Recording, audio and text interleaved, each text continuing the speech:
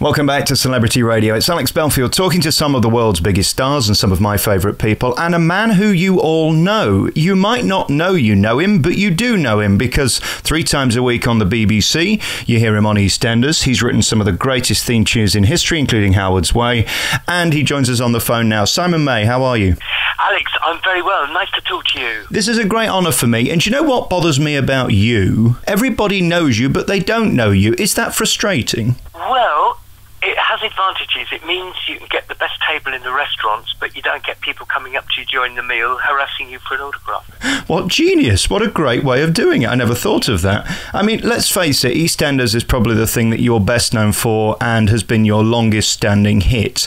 Let's be a bit geeky for the moment. How do you think of that? Because it's relatively simple musically, but utter genius. Everybody can sing it, can't they? Yeah, I mean, when I'm sort of in jest, Alex, I tell people I started writing it when I was 7 years old, and people raised their eyebrow and said, "You wrote EastEnders when you were 7?" I say, well, kind of, because my piano teacher, Anne, was teaching me the scale of C major. Right. And all I did when I wrote EastEnders was da da da da da da da, and came down after the 7th note. So simple, but so effective, because all the greatest tunes are. I mean, nobody can sing grand opera, but they can sing the EastEnders theme tune. Do you think that's part of its success? Well, obviously the main reason is that EastEnders has been such a success as a programme. That goes without saying, and we all need a vehicle for our work, musically. There is something, though, I have kind of tried to work it out, Alex, why the tune sticks, not just because of the opening statement, but I can remember I actually made a mistake. I don't know how musical you are, but when I was doing the next phrase, da da da da da, you would expect the next phrase to be ba ba ba ba ba, G G C G D, for any musician listening. And I hit the wrong note. I hit the C instead of the D, so I went ba ba ba ba ba, which is the wrong note. So I turned it into a passing note and went back up to the D. So the whole phrase is da da da da da da. You know, that passing note and mistake is actually quite attractive, I think. And what I really love is when somebody dies and they say, Simon, can you rewrite it and turn it into some big sort of funeral march or something? And you really come into your own then, because then you can get orchestral, can't you? Yes, I mean, when the EastEnders theme was first recorded in 1985, we wanted, as it were, well, to do 2 or 3 things. A, pay respect to Julia, the producer, which is why the piece was called Julia's Theme. And B, have a B-side for what was then a 45 single. So the Julia's Theme was a reflective take on the main theme, which had more rhythm in it. So when the BBC come to you and say we got this new show called EastEnders, which of course is 30 years old this week, were you excited, or was it just another show? Because you had no way of knowing that it'd be the massive hit it is now. No idea at all. I mean, in fact, when the call came through, we're developing a new show called East 8. It wasn't called EastEnders at the beginning. But when I actually went for my first briefing at in Shepherd's Bush to meet Julia Smith and Tony Holland, who were the 2 developers and the producers of the show. Tony was script editor, Julia was exec producer. It was only when I got into their office and I saw the walls plastered with pictures of actors and actresses, and I saw Keith Harris's set, you know, a miniature set of Albert Square. I could see that there was a lot of investment going into the show, not just money, but commitment of the top talents at the BBC at the time. So yeah, at that point, I had a kind of a gut feeling that this was going to be something quite special, but never in my wildest dreams did I think that you and I would be talking 30 years later, and the media and country have kind of gone slightly mad about the programme this week, haven't they? Well, and let's face it, if you were going to say to any member of the general public, sing us a TV theme, it would either be probably EastEnders or Coronation Street, because they are the two most famous pieces of music in this country. We adore them. Do you pinch yourself every time you hear it, or do you think, oh, I wish I'd have put a different note in there, or I wish I could rewrite that? Are you 100% happy with it? Musically, I wouldn't wish to change a note. And I don't mean that complacently. I just mean that I'm pretty sort of paranoid when I'm writing a piece of music. I go the extra mile. I sort of wake up in the middle of the night checking that I'm still singing what I think are the main hooks. So what I'm saying is, by the time I'm getting into the studio doing the final mix, for my sanity, I have to rule off at some point and say, no, I'm really happy with that. And then it's like, the die is cast. You know, a gambler can't sort of ask the croupier to change the number once the ball is spinning. If that's not a crazy analogy, because in fact it wasn't a gamble. It was my firm conviction that I'd given the beep the best that I was capable of at the time. So I don't regret a single note. And do I pinch myself? Yeah, I haven't got over the buzz. One day a week I teach in an Asperger's school, special needs school, very close to us. Yeah. I've never given up teaching. Throughout my whole career, I've kept it. You know, I've had 2 careers throughout my whole life. Yeah. And when I first started at this Asperger's school at Amstead Park in Surrey, you know, when I was there on day one, and I'd be just walking along outside in the corridor or wherever, and I'm hearing a young voice chanting da da da da da da da, which is like, we know who you are. Yeah, wow. And that's a nice feeling. What a compliment. So you hand it to the BBC and there it is. Were they thrilled with it immediately, or did they ask for changes?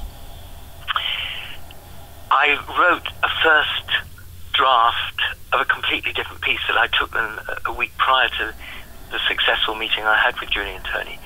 And when I'd read the synopsis of EastEnders and seen the actors and heard Julian Turney talking, I got a very accurate idea that the show was going to be dark, edgy, quite cutting edge actually, which it was and still is. So I thought that the theme should reflect that. So the first piece that I took into them a few days after my first meeting with them, I could see from the glazed expression on their eyes that they absolutely hated it. And they said, Simon, this is absolutely not what we want. We thought you were going to do something feel good, melodic, bring people in from the garden or the kitchen, and what's Cockney about what you've just done? What's London about it? So I took that on board, as I always do with clients. So they wanted more Chas and Dave, did they? Is that what they were looking for? Well, I don't know if you ever heard the original 3-minute version of EastEnders. Yes. Which is actually on my album coming out in July, actually. That Cockney section is a bit Chas and Dave, but the main theme, no, it was more contemporary, and the drum beat and everything was more like something you'd expect in a pop record. And the actual arrangement was, there were strings and everything, but the actual orchestration was, for that time, 1985, it was I would say contemporary, and it had sitars and steel drums in it to reflect the multi-ethnicity of the East End of London. So when you went back with da da da da da da da, they loved that bit. They thought that was perfect, and off you went. I played it to them, as I always did in those days, on a Walkman with cans, and they both had 2 sets of earphones. And when it got to the end with the Cockney whistle, which for me encapsulated, summed up, if you like, the Cockney character, the warmth of the Cockney character, Julia's face burst out into an enormous grin. Wow. And I knew that they loved it instantly, and they got on the phone straight away to Alan Jeeps, the graphics designer, and said, Alan, we're sending you over tape. This is what we want you to do to picture for graphics. So second attempt, really worked. First attempt, 0. No point. That's brilliant. We're talking today to Simon May. We're going to speak to him again in July because he's got a brand new autobiography coming out and a new album as well. I just want to talk a little bit about you because you are stunning as a writer and performer. I saw you, I'm trying to work out, probably more than 20 years ago in concert. And when you look at the range of what you do, it is extraordinary. The final question about the EastEnders theme, did you ever put lyrics to it? Because, of course, many of your tunes, even theme tunes, do have words, don't they? Yeah, and in fact, within weeks of EastEnders first coming out in 1985, I was already getting loads of letters from members of the public, viewers, saying, love the theme, I've just written some words for it, why don't you make a vocal version of it? And that was very flattering and made me feel, I think I've got about 500 letters from the public saying, make it a song. Yeah. Don Black, the fantastic lyricist who I'm sure you know very well, he had at that same period written the lyrics to my other theme that came out that year, Howard's Way, which Marti Webb recorded and was a hit single called Always There. And Don and I got on great on that writing session, and although I write lyrics myself, I've never sort of held back from collaborating. I think that on certain projects, more than me is better than me. Yeah. And so I phoned up Don again and said, Don, by the way, EastEnders, fancy writing the lyric? And he said, yeah. I sent him over the full-length 3-minute version. And within a couple of days, I went over to meet him over a coffee, and I thought the lyrics worked really, really well. Some people kind of were slightly off about the whole idea of Anita Dobson and the single coming out. Maybe, I don't know. Don's lyric, in any case, I think personally is more original than people give him credit for. I mean, if you think about it, how many songs are there that says anyone can fall in love, but staying in love is the hardest thing in the world to do? That's a new take on it. You know, most songs are about falling in love or missing somebody. Yeah. But this was a new take for me, and I loved the lyric, and Anita sang it, I thought, really, really well. She did. I loved it. I wonder, though, was there ever a debate? I know they sort of revamped the theme tune, didn't they, many years ago? Was there ever an argument of putting the words into the theme tune, or was it always going to be orchestral? For the television theme, there was never any thought of it being vocal. Partly because I think Juliet and Tony had a very good instinct, and if you'd have put a lyric at the end of the show, like anyone can fall in love, for example, that would have been inappropriate. That would have been bland. Yes, especially when they're murdering each other. Exactly. Funnily enough, though, when Howard's Way got into year 2, I think it was year 2 or year 3, Jerry Glaser, the producer, said, why don't we have a reflective lyric at the end of the show? And that was more appropriate for Howard's Way. So we're talking to Simon May then. He's the man who has written so many theme tunes. Let's go down the list and just give people an idea of how prolific you are. So Animal SOS, you've got Brat Camp, Eldorado. That didn't do so well, but the theme tune I thought was marvellous to Eldorado. Yeah, and I think that underlines the fact that a theme song can only be as successful as the programme. Eldorado got axed after 1 year. But to be honest, it's one of my favourite themes, actually, Alex. Yeah, and live it was sensational. Jobs for the Boys and Girls, you did that. You did House Husbands. You did the Olympics, most recently the Olympics, as well as the 1988 Olympics. That's a thrill, isn't it? Yeah, it was great privilege, actually, because when the Olympics were staged in the UK, there was a short extract of EastEnders that was played as the montage of music representing British culture, if you like. So that was a great honour.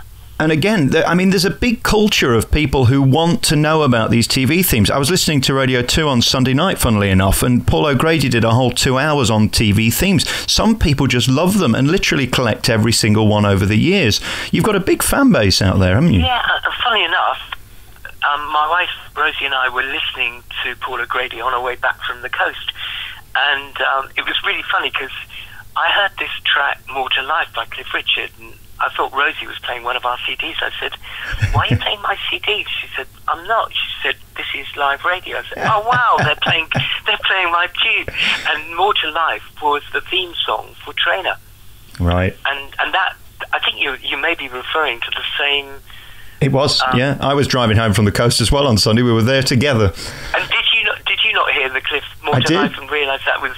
Well, again, it's one of the reasons we're talking today. It made me realise the power of what you do and the fact that although people might not know you, they do. And I think that's sensational. I think that's a tribute to your legacy. In terms of the 30th anniversary, what are they doing with you? Because, I mean, they should be celebrating the theme tune. Are you having any part of it? Yeah, I mean, for example, I had a delightful 15-minute interview which came in the interval between parts 1 and 2 of Friday Night is Music Night, Eastenders Special, last Friday. Great.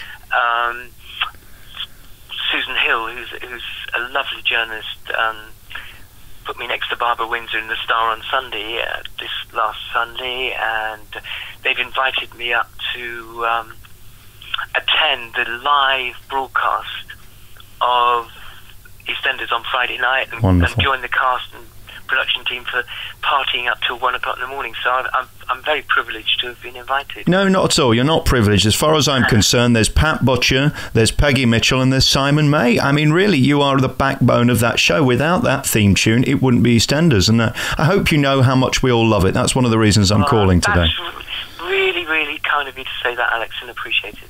Now then, we need to get you back on tour. When are you going to come back on tour? I want to see that show again. It was magnificent. Well, if anybody takes the chance to read the autobiography, which, by the way, is called Duff Duff. Oh, fantastic. And I've tried to put into the autobiography, it's slightly different from most autobiographies. First of all, it's not ghost written. Every word is written by me. And secondly, it is the truth. And I haven't tried to duck behind my failures as well as my successes. I've had, an equal balance of the two. And although you speak very kindly about the concert tour, it actually lost me a fortune. That's in the book. And not only the actual financial price that it cost, but also the lessons that I learned from it. And I hope that Duff Duff will be readable. A, because it's got some quite funny stories in it, which really happened to me. And B, because I am a very, very positive person, and coming out of losing over £100,000 on a concert tour, and still coming back and building up our lives again, and having 4 lovely children, and here we are. You put so much into it. I mean, it was a full orchestra recreating these amazing theme tunes, and it was spectacular. We benefited. I know you lost. Again, what a legacy to leave with us. The sound of that live orchestra playing your tunes was a true treat. That's kind, and yeah, it was total insanity, and I should have backing tracks. Did you think of backing tracks? You could have stood by yourself with a Funny enough, after Friday Night is Music Night, I received an email, or was it a tweet, from the mother of one of the kids who sung on that concert tour. So It's obviously left its mark on a lot of people, and I'm proud of that. And do you know what, Alex? I don't actually regret doing it, because I think one of the most important things to remember is that when you're just about to leave this world, you're allowed to say, if only I hadn't, but you are not allowed to say, if only I had. Right. I remember Larry King once saying to Pavarotti, how does it feel knowing that your music will be played 100 years after you die? I think I can ask you the same question. That song, I think, will be played 100 years after you die. That's an incredible legacy, Simon. Well, that's down to the powers of being TV, but if EastEnders, I can't imagine BBC ever letting go of such a strong brand. So thank you for saying that. And yeah, maybe my great-grandchildren, they'll be able to read Duff Duff as well and know where it came from. Fantastic. Can you retire on the EastEnders theme tune, by the way, talking of money? I could if I got paid £1 for every time somebody kind of asked me that sort of question. Fantastic. You can tweet Simon May. What's your handle on Twitter then? It's Simon May Music. And if anybody follows me or sends me a tweet, I'd like to... If it's a tweet with a sensible question, I'd love to communicate with people. So sort of follow me on Simon May Music. I won't necessarily be able to refollow everybody, but I certainly will do my best to answer. Great. And then, of course, there's the website. Just put Simon May into Google and you'll find him there. It's been a real pleasure. I look forward to talking to you in June. The new autobiography will be out in July along with the album. Simon May, thank you for your time. You're so welcome, Alex. It's been a great pleasure chatting to you too.